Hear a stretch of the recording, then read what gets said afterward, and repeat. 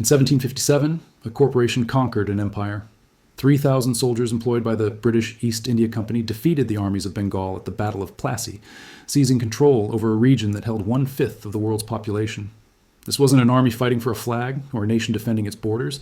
This was a business protecting its profit margins with muskets and cannons. By 1800, the East India Company commanded a military force larger than Britain's own standing army. It collected taxes, enforced laws, waged wars, and executed prisoners on 3 continents. The company ruled nearly 90 million people with sovereign powers that would make modern governments blush, all while paying dividends to shareholders in London who never set foot on Indian soil.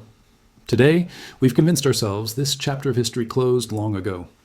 We believe democratic institutions tamed corporate power, that regulations and constitutions ensure governments hold the ultimate authority over commerce.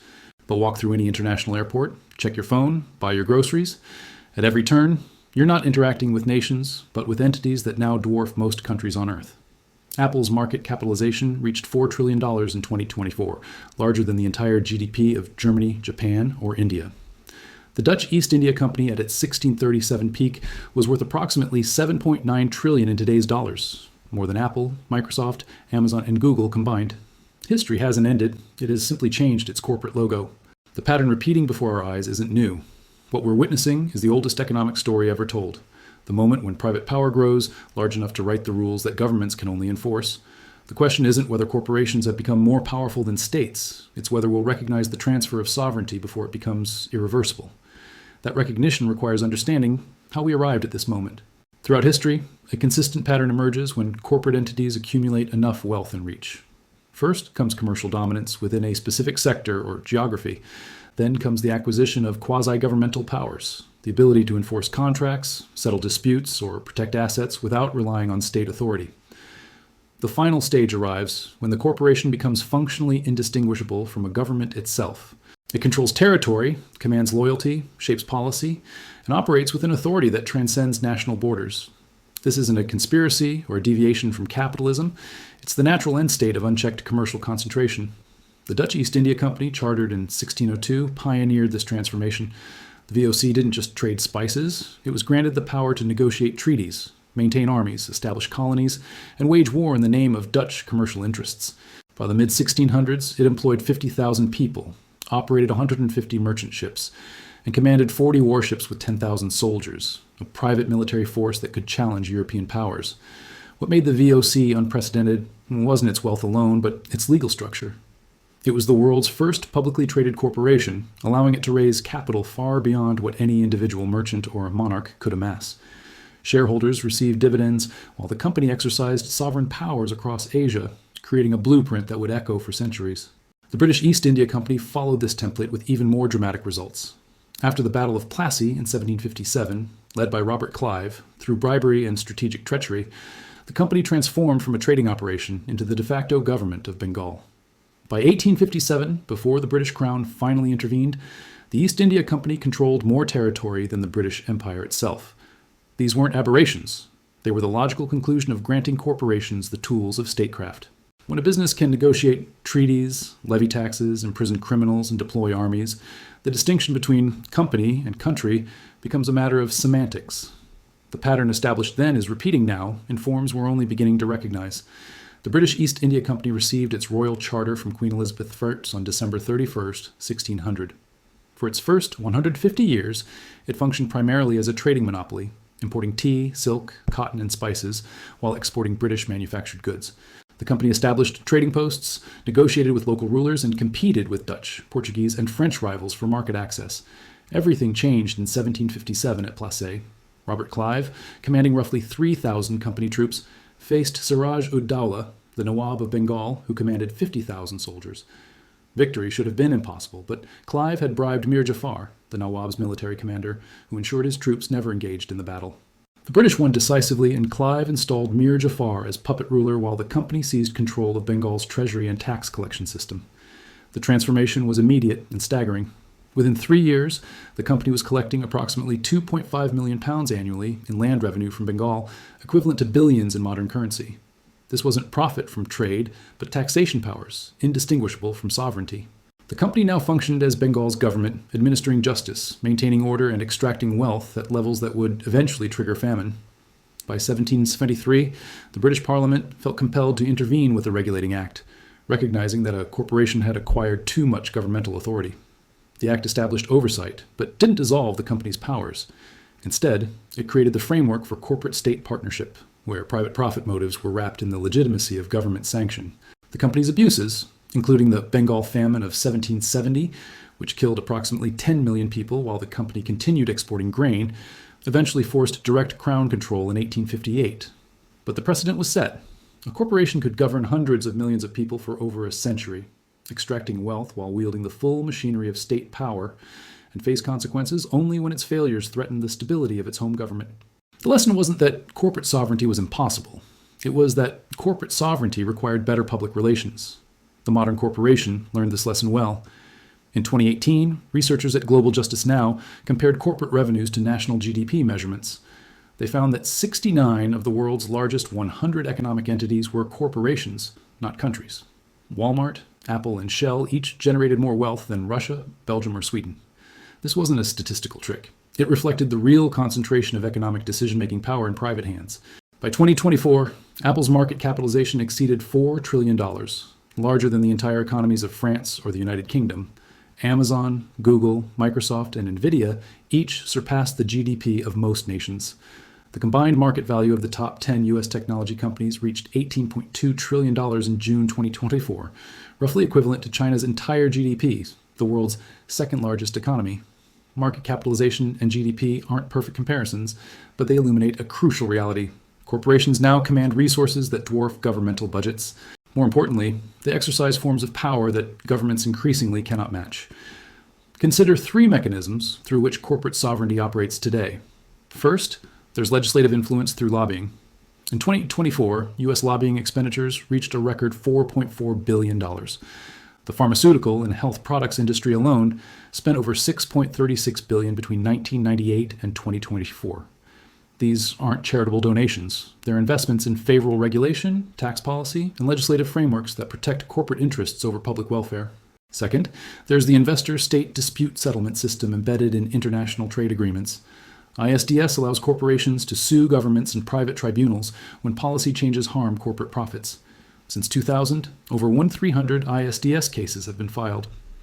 When Philip Morris sued Uruguay in 2010 for implementing anti-smoking public health measures, demanding $22 million in compensation, it sent a message to every small nation: public health policy could cost you more than your citizens' lives. Third, there's the infrastructure of daily life that corporations now control. Google processes over 8.5 billion searches daily, more interactions than most governments have with their citizens in a year. Amazon Web Services hosts the digital infrastructure for governments, militaries, and intelligence agencies. Facebook's user base exceeds the population of China and India combined.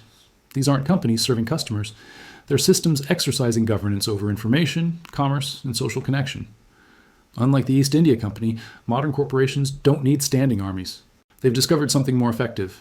Controlling the system societies depend on makes explicit coercion unnecessary. When a government contemplates regulating Amazon, Google, or Apple, it must weigh not just corporate lobbying or legal challenges, but whether essential infrastructure will continue functioning if the company retaliates. The transfer of sovereignty from governments to corporations doesn't require a dramatic announcement or military conquest. It happens gradually, through mechanisms that seem reasonable in isolation but create systemic transformation when combined. We're watching three simultaneous trends that point toward a future where corporate power isn't constrained by state authority but operates parallel to it. First, governments are becoming financially dependent on corporate tax revenue, even as corporations master tax avoidance. In 2022, multinational corporations shifted approximately $1.1 trillion in profits to tax havens, avoiding an estimated $500 to $600 billion in corporate taxes globally. The technology sector has been particularly effective. Apple and Microsoft alone offshored roughly $100 billion in profits through Irish subsidiaries and other legal structures. This creates a perverse dynamic. Governments need corporate tax revenue to function, but corporations can credibly threaten to relocate operations, profits, or headquarters if tax rates rise. Ireland, Luxembourg, and Singapore have built entire economic models around attracting corporate relocations with minimal taxation. The result is a race to the bottom where countries compete to offer the most favorable terms to corporations, progressively weakening governmental revenue while corporate profits soar. Second, international trade agreements are embedding corporate rights into frameworks that supersede national sovereignty. When TC Energy sued the United States for $15 billion under NAFTA for NAFTA provisions after the Keystone XL pipeline was canceled in 2021, it demonstrated that corporations can now demand compensation for profits they haven't yet earned but claim they would have. Though the tribunal ultimately dismissed this particular case in 2024, the precedent remains. Corporations can sue governments in private courts when environmental protection, public health, or democratic decisions threaten future earnings. The ISDS system has processed over 1,300 cases, with corporations winning approximately 31% of decided cases outright, while 42% were decided in favor of states, and the remainder were settled. But these percentages obscure the real impact, the regulatory chill effect. When every public health measure, environmental regulation, or labor protection carries the risk of a billion-dollar lawsuit in a private tribunal, governments begin self-censoring before policies are even proposed. Third, we're entering an era of corporate techno-feudalism where platform companies don't just provide services, they govern digital territories. Amazon decides which businesses can access e-commerce markets.